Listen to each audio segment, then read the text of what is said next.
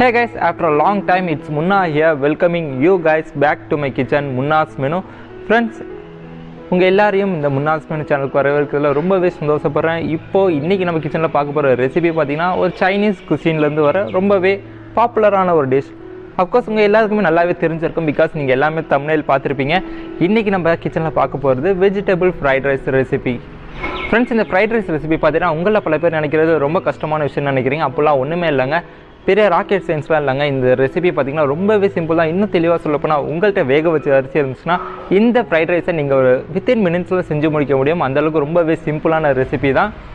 Friends, fried ரைஸில் பார்த்தீங்கன்னா ஏகப்பட்ட வெரைட்டிஸ் இருக்குது. ஷெஸ்வான் ஃப்ரைட் ரைஸ் இருக்குது, எக் ஃப்ரைட் ரைஸ் இருக்குது, வெஜிடபிள் ஃப்ரைட் ரைஸ் இருக்குது, இன்னும் ஏகப்பட்ட ஃப்ரைட் ரைஸ் இருக்குது. அதில் நம்ம இன்னைக்கு குறிப்பாக பார்க்க போகிறது vegetable fried rice.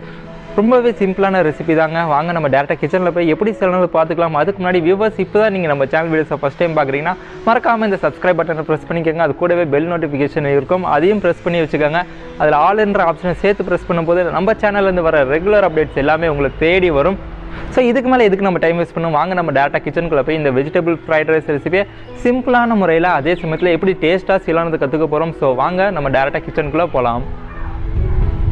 Vegetable fried rice recipe செய்கிறது நான் பார்த்தீங்கன்னா லாங் கிரைண்ட் ரைஸ் ஒரு 250 கிராம் அளவுக்கு எடுத்திருக்கேன். அதாவது பார்த்தீங்கன்னா 250 கிராம் அளவுக்கு பாஸ்மதி ரைஸ் எடுத்திருக்கேன். இப்போ இந்த பாஸ்மதி அரிசியை பார்த்தீங்கன்னா தண்ணியில் ஒரு 2 தடவை நல்லா அலசிக்கோங்க. அரிசியை நல்லா அலசிட்டு இந்த அரிசி ஊற வைக்க தேவையான அளவுக்கு தண்ணி எடுத்துக்கோங்க. இந்த அரிசியை பார்த்தீங்கன்னா ஒரு 15 நிமிஷத்துக்கு ஊற வச்சுக்கோங்க.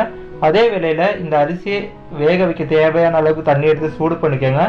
ஒன்ஸ் உங்களுக்கு தண்ணி கொதிச்சதும் இதில் நம்ம ஊற வச்சிருக்கிற பாஸ்மதி அரிசியை ஆட் பண்ணி ஒரு 5லேருந்து ஒரு 6 நிமிஷத்துக்கு குக் பண்ணால் போதும், அரிசி நல்லா வெந்துடும். இப்போ இந்த அரிசி கூட கொஞ்சமாக உப்பு, ஒரு டேபிள் ஸ்பூன் அளவுக்கு எண்ணெய் ஆட் பண்ணி நல்லா மிக்ஸ் பண்ணி விட்டுருங்க. இப்போ நான் சொன்ன மாதிரி பார்த்தீங்கன்னா இந்த அரிசியை நம்ம ஒரு 70% அளவுக்கு வேக வைக்க போகிறோம். அதாவது ஒரு 5லேருந்து ஒரு 6 நிமிஷம் வேக வச்சா போதும். நமக்கு அரிசி பார்த்தீங்கன்னா பர்ஃபெக்டாக ஒரு 70% வெந்திருக்கும். ஃப்ரைட் ரைஸ் ரெசிபிக்கு பார்த்தீங்கன்னா அரிசி ஒரு 70% வெந்தால் போதும், கம்ப்ளீட்டாக அரிசி வேகணுன்ற அவசியம் இல்லை. இப்போ நம்ம இந்த சாதத்தை ஒரு ஸ்ட்ரெயினர் மூலமா ஸ்ட்ரெயின் பண்ணி எடுத்துக்கலாம். இப்போ அடுப்பில் ஒரு பேன் வச்சு பேன் ஹீட் ஆனதும் ஒரு 2 டேபிள் ஸ்பூன் அளவுக்கு ஆயில் ஆட் பண்ணிக்கோங்க. இது கூட பார்த்தீங்கன்னா 1/2 டேபிள் ஸ்பூன் அளவுக்கு சாப்பிடு கார்லிக் ஆட் பண்ணி குயிக்காக ஒரு ஸ்டர் பண்ணிக்கோங்க. இது கூட பார்த்தீங்கன்னா ஒரு மீடியம் சைஸ் ஆனியன் நல்லா பொடியாக நறுக்கி ஆட் பண்ணியிருக்கேன். இது கூடவே ஒரு 1/2 டேபிள் ஸ்பூன் அளவுக்கு சாப்பிடு ஜிஞ்சர் ஆட் பண்ணியிருக்கேன். இப்போ இது பார்த்தீங்கன்னா ஒரு 30 செகண்ட்ஸ்க்கு நல்லா இந்த மாதிரி ஸ்டர் பண்ணி எடுத்துக்கோங்க ஹை ஃப்ளேமில். இப்போ இதில் நான் ஒரு 1/4 கப் அளவுக்கு கேரட் ஆட் பண்ணியிருக்கேன். பீன்ஸ் பார்த்தீங்கன்னா ஒரு 1/4 கப் அளவுக்கு ஆட் பண்ணுறேன். இது கூட பார்த்தீங்கன்னா முட்டைக்கோஸ் ஒரு 1/4 கப் ஆட் பண்ணியிருக்கேன். ஒரு 1/2 கேப்சிகம் ஆட் பண்ணியிருக்கேன். இது கூட பார்த்தீங்கன்னா ஒரு 1/4 கப் அளவுக்கு பச்சை பட்டாணி ஆட் பண்ணியிருக்கேன். ஃப்ரெஷ் பச்சை பட்டாணி ஆட் பண்ணியிருக்கேன். இப்போ இது கூட பார்த்தீங்கன்னா ஒரு டேபிள் ஸ்பூன் அளவுக்கு சுகர் ஆட் பண்ணி நல்லா மிக்ஸ் பண்ணிக்கோங்க. இந்த வெஜிடபிள்ஸை ஹை ஃப்ளேமில் வச்சு ஒரு 2 நிமிஷத்துக்கு குக் பண்ணிக்கோங்க. சுகர் எதுக்காக ஆட் பண்ணணும்னு பார்த்தீங்கன்னா நமக்கு இந்த வெஜிடபிள் சாத்தே பண்ணும்போது அதோட கலர் சேஞ்ச் ஆகாமல் இருக்கும். இப்போ இந்த வெஜிடபிளுக்கு தேவையான அளவுக்கு உப்பு ஆட் பண்ணி நல்லா மிக்ஸ் பண்ணிவிட்டு இந்த வெஜிடபிள்ஸ் கூட இப்போ நம்ம ஆல்ரெடி வேக வச்சிருக்கிற பாஸ்மதி அரிசி ஆட் பண்ணிக்கலாம். பாஸ்மதி அரிசி ஆட் பண்ணிவிட்டு இது கூட பார்த்தீங்கன்னா ஒரு 1/2 டேபிள் ஸ்பூன் அளவுக்கு மிளகுத்தூள் ஆட் பண்ணியிருக்கேன். 1 டேபிள் ஸ்பூன் அளவுக்கு வினிகர் ஆட் பண்ணியிருக்கேன். இது கூட பார்த்தீங்கன்னா ஒரு 1.5 டேபிள் ஸ்பூன் அளவுக்கு சோயா சாஸ் ஆட் பண்ணியிருக்கேன். இப்போ இந்த பாஸ்மதி ரைஸை ஜென்டலாக இந்த வெஜிடபிள் கூட சேர்த்து மிக்ஸ் பண்ணிக்கோங்க.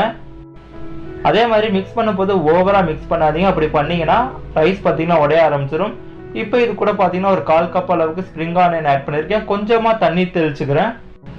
தண்ணி தெளிச்சதுக்கான காரணம் பார்த்தீங்கன்னா நீங்கள் தண்ணி தெளிக்கும் போது இந்த பேனில் ஒரு ஸ்டீம் ஃபார்ம் ஆகும். அந்த ஸ்டீம் பார்த்தீங்கன்னா உங்களுக்கு அரிசி உடையாமல் பார்த்துக்கும்.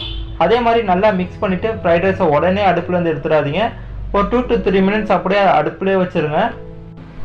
அப்போ தான் பார்த்தீங்கன்னா நமக்கு ரைஸ் கொஞ்சம் கேரமலைஸ் ஆகும், அதே மாதிரி கொஞ்சம் கிறிஸ்பியாகவும் இருக்கும். இப்போ ஃபைனலாக நம்ம இந்த ஃப்ரைட் ரைஸை ஒரு பிளேட்டுக்கு மாற்றிட்டு இதுக்கு மேலே ஸ்ப்ரிங் ஆனியனை ஆட் பண்ணி கார்னிஷ் பண்ணிக்கோங்க. இப்போ பார்த்தீங்கன்னா homemade easy fried rice recipe ready. மறக்காமல் இந்த ரெசிபியை உங்கள் வீட்டுக்கு வச்சோன்னா ட்ரை பண்ணி பாருங்கள்.